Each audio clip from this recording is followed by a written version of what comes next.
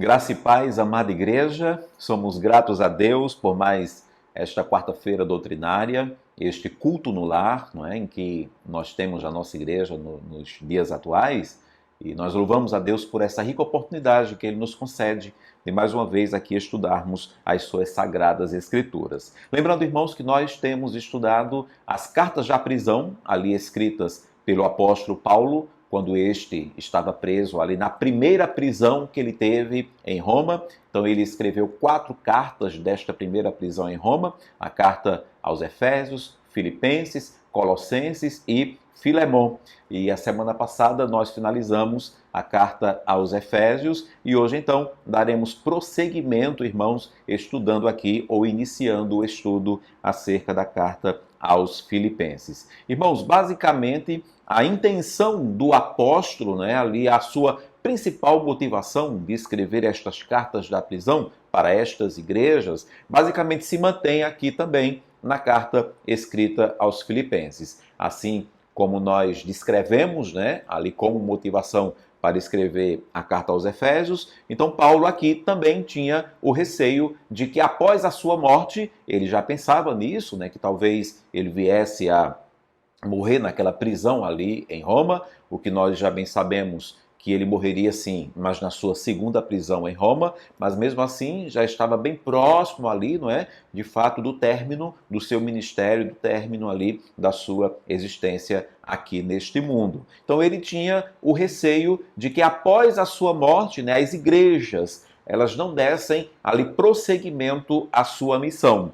ou melhor dizendo, à sua principal missão, que nós aqui, irmãos, fizemos um resumo do que seria esta missão principal, que seria pregar o evangelho para toda criatura e em todos os lugares, evangelho que explicita o eterno propósito de Deus, o qual ele está cumprindo por meio de seu Filho Jesus Cristo e vem executando na igreja e através dela. Então o apóstolo, ele se esforçou em manter essa chama acesa no coração da igreja.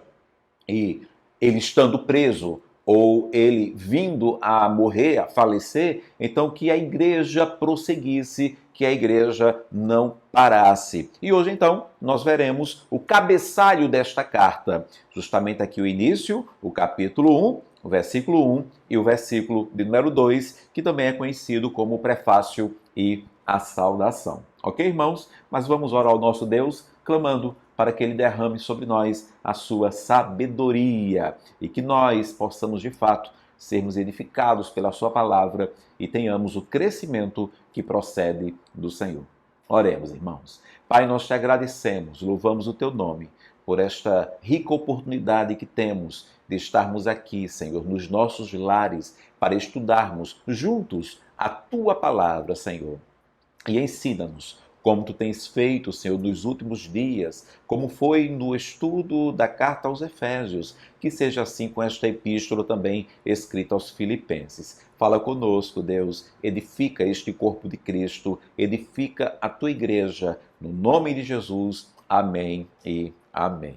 Ok, irmãos? Então, capítulo 1, versículo 1 e o versículo 2, onde está escrito: Paulo e Timóteo, servos de Cristo Jesus, a todos os santos em Cristo Jesus, inclusive bispos e diáconos que vivem em Filipos. Graça e paz a vós outros, da parte de Deus, nosso Pai, e do Senhor Jesus Cristo. Amém. Ok, irmãos? Então aqui iniciando, irmãos, vamos aqui por partes, né, neste prefácio e nesta saudação. Primeiro, irmãos, avaliando aqui, analisando, quando o versículo 1 começa dizendo Paulo e Timóteo, né? Bem, irmãos, à luz de outras cartas, não todas as cartas, mas a maioria das cartas escritas pelo apóstolo Paulo, a forma mais simples de saudação para esta carta aqui seria Paulo, a igreja filipense, saudações. Mas ao invés de escrever assim, Paulo, ele cita a presença e a participação do seu amado discípulo Timóteo. Ele cita, então, Paulo e Timóteo. Primeiro, irmãos, nós precisamos aqui estabelecer o que isso não significa. Então, a primeira coisa que não significa o nome presente aqui de Timóteo é que ele foi o amanuense desta carta. Ou seja, ele não foi o copista, ele não foi o escritor desta carta. A presença do nome de Timóteo aqui, junto com o nome de Paulo, não significa que ele era aquele secretário que estava ali ouvindo, né? Ali Paulo ditando a carta e ele ia escrevendo. Não, isso não significa isso. A segunda coisa que não significa a presença do nome de Timóteo aqui é que a carta ela seja ali um fruto de um caráter coletivo, como sendo as reminiscências de Paulo e de Timóteo, como se Paulo e Timóteo estivessem ali concordando, né, digamos assim, como que se reunindo, né, para os dois, a duas mentes, duas cabeças, escreverem esta carta. Não, não significa isso. A presença de Timóteo aqui neste prefácio, nessa saudação, não significa que ele era o copista, que ele era o secretário e que nem tampouco aqui era uma ação coletiva, né? Uma carta escrita por dois homens, por duas mentes. O significado, irmãos, do nome Timóteo aqui, da presença de Timóteo aqui, está em, primeiro, porque Timóteo estava com Paulo. Ele estava ali preso também nesta primeira prisão em Roma. É entendido, né, por grande maioria, né, ali dos comentaristas bíblicos, de que Timóteo, de fato, estava preso, estava com Paulo ali, né, naquele cárcere, naquela prisão, nesta primeira prisão ali de Roma. A segunda coisa que significa a presença do nome Timóteo aqui é porque Timóteo, ele compartilhava dos pensamentos de Paulo, ele concordava ali com a doutrinação de Paulo, com aquilo que Paulo estava escrevendo para a igreja ali em Filipe. Então ele compartilhava das mesmas ideias, das mesmas doutrinas. E Paulo, ele queria de fato transmitir isso. Ele queria de fato, quando ele coloca aqui Paulo e Timóteo, ele estava declarando, olha, ele, né, Timóteo, ele é como eu, né? Ele pensa como eu, ele age como eu, ele tem a mesma ideia doutrinária que eu. E quanto a isso, irmãos, é interessante que aqui em Filipenses, no capítulo 2, versículo 19 até o versículo 24, um texto que nós estudaremos ali bem mais à frente, esse texto deixa bem claro que Timóteo, ele tinha, ao que tudo indica, uma ligação muito especial com os filipenses. Ele tinha ali um conhecimento, ele tinha ali um link aberto com esta igreja ali em Filipos. E outra coisa é que Paulo deixa bem claro que ele planeja enviar Timóteo para esta igreja ali no futuro bem próximo. O nome dele é mencionado, digamos assim, como uma abertura e uma preparação dos planos posteriores de Paulo àquela igreja. Paulo, então, ele enviaria, né, num futuro bem próximo, Timóteo ali àquela igreja, né, Timóteo passaria pela igreja ali em Filipos, e Paulo queria, então, apresentando o seu nome aqui, deixar bem claro, né, olha, recebam a Timóteo, né, quando ele chegar aí, como se vocês estivessem recebendo a mim também, né? Ouçam-no como ele, como se vocês estivessem ouvindo a mim, né? Confiem nele, assim como vocês também confiam em mim. Mais uma vez aqui, irmãos, está presente nesta preocupação, né, do apóstolo Paulo da continuidade deste ministério. Então ele já estava preparando ali, né, esta igreja para uma continuidade. E essa continuidade seria, então, como uma visita ali no futuro do próprio Timóteo. Então, ele partiria, né? O apóstolo Paulo, ele acreditava que ele iria partir, mas a obra, ela iria permanecer. A obra, ela permaneceria. Ok, irmãos? Aqui, então, seguindo no versículo 1 ainda, na parte B, além dele apresentar ali Paulo e Timóteo, ele declara também servos de Cristo Jesus, né? Tanto o apóstolo como o seu companheiro, o seu discípulo amado, né, o Timóteo, são chamados então por esse mesmo título, né? Servos de Cristo Jesus. Paulo se refere aos dois com esse mesmo título, né? Isso significa duas coisas. Primeiro, para ficar marcado aqui diante daquela igreja filipense, o senso de responsabilidade que havia nos dois. Os dois entendiam que eram servos do Senhor Jesus Cristo. E também, para deixar bem claro, que eles sempre estariam sob a direção de Cristo. Eles estavam ali dirigindo a igreja, eles estavam ali doutrinando a igreja. Timóteo passaria por aquela igreja para também doutrinar aquela igreja, cuidar daquela igreja, mas sempre lembrando como um servo do Senhor Jesus Cristo. Ele, Jesus, seria o Senhor da igreja e eles, os dois, estariam sob a direção de Cristo. Ainda, irmãos, aqui no versículo 1, na parte C deste versículo, nós encontramos, então, um duplo destino.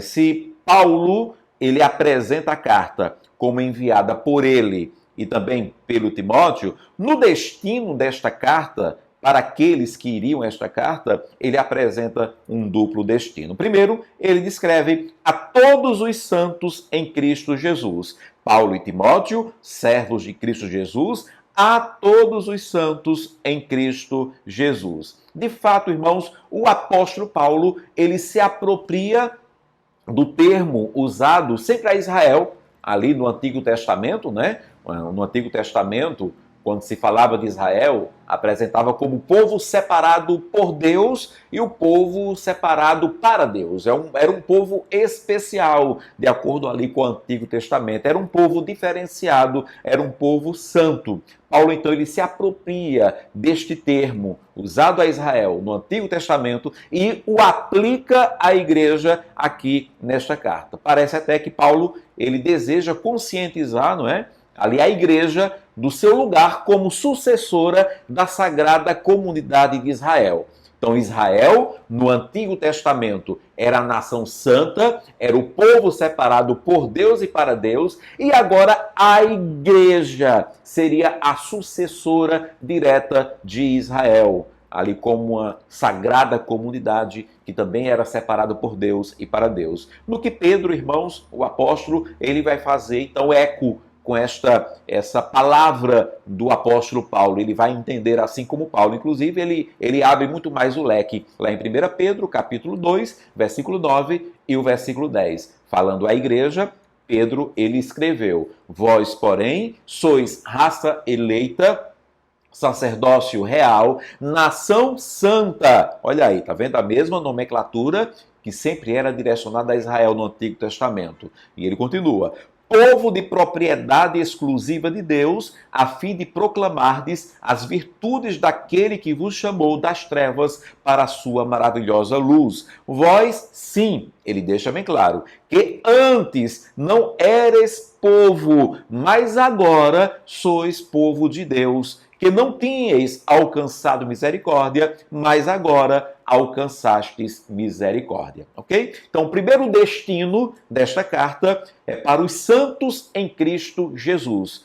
E a igreja que foi separada por Deus e separada para Deus. A nomenclatura é esta que antes só Israel recebia, mas agora Paulo, ele transfere esta nomenclatura também ali para a igreja do Senhor Jesus. E o segundo destino desta carta, Paulo continua aqui, ele coloca, inclusive, bispos e diáconos que vivem em Filipos, ou seja, Paulo e Timóteo, servos de Cristo Jesus, a todos os santos em Cristo Jesus, aí vírgula, inclusive bispos e diáconos que vivem em Filipos. Então aqui Paulo, ele destina também esta carta para os líderes da congregação filipense. É interessante que Paulo aqui, ele destaca esta liderança, citando-os separadamente a linha dos santos. Ele primeiro diz, olha, para todos os santos, então para toda a congregação, para toda a igreja. Aí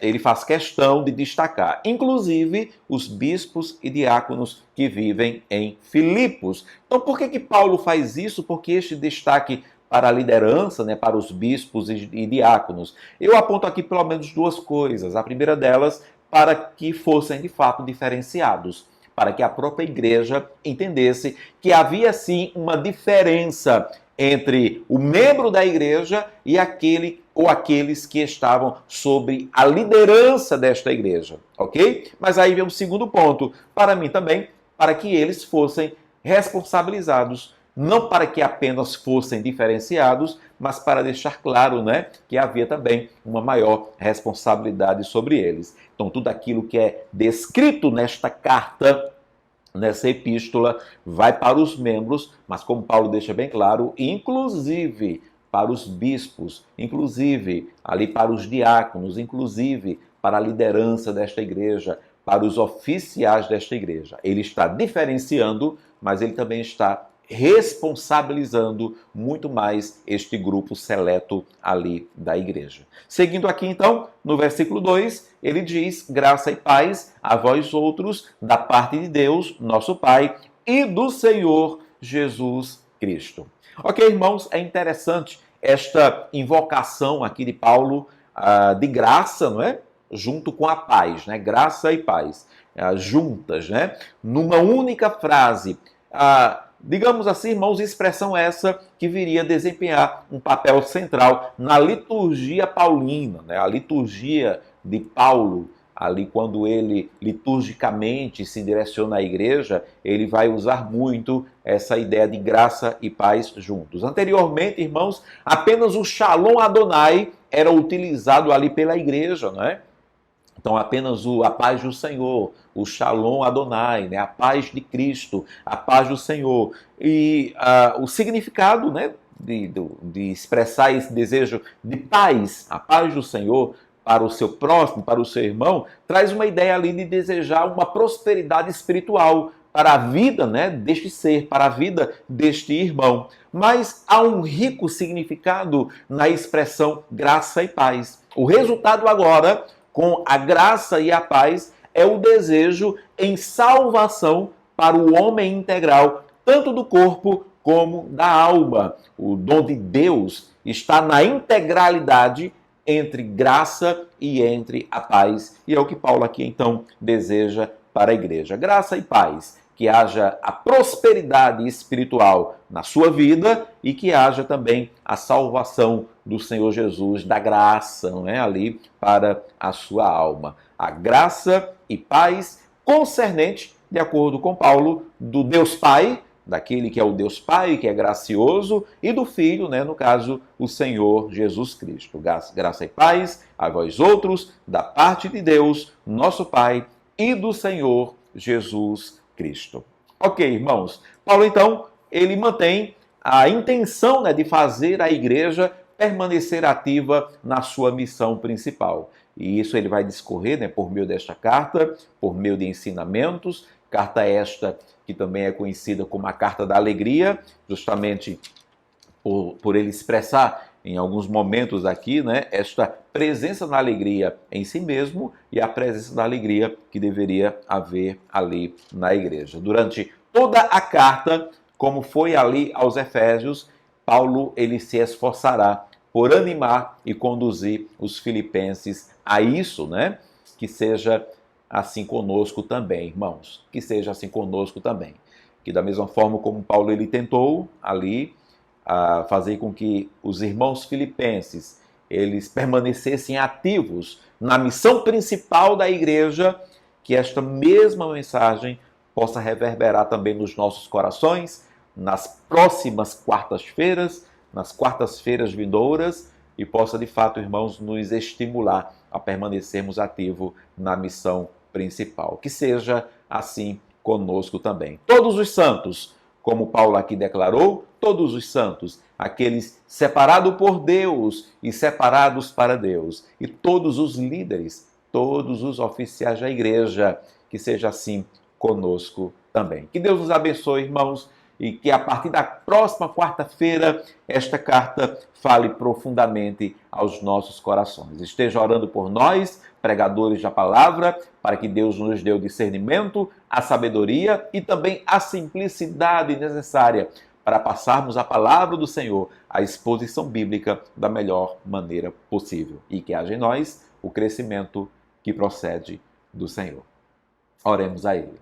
Pai, muito obrigado, Deus, por esta quarta-feira nas nossas vidas. Obrigado, Senhor, por esta carta escrita aos Filipenses. Louvado seja o teu nome, porque ela chegou até nós, é palavra inspirada, Deus, e que ela possa falar conosco de forma direta, que ela possa de fato gerar em nós a edificação, a transformação que vem do alto. Nós que somos os teus santos, a nação santa, separada por ti e para ti, Senhor. E também nós, os líderes da igreja, os bispos, diáconos, presbíteros, pastor, que nós, ó Deus, possamos juntos entendermos e absorvermos o teu ensinamento e que haja em nós a edificação, Senhor, que provém do teu trono da graça.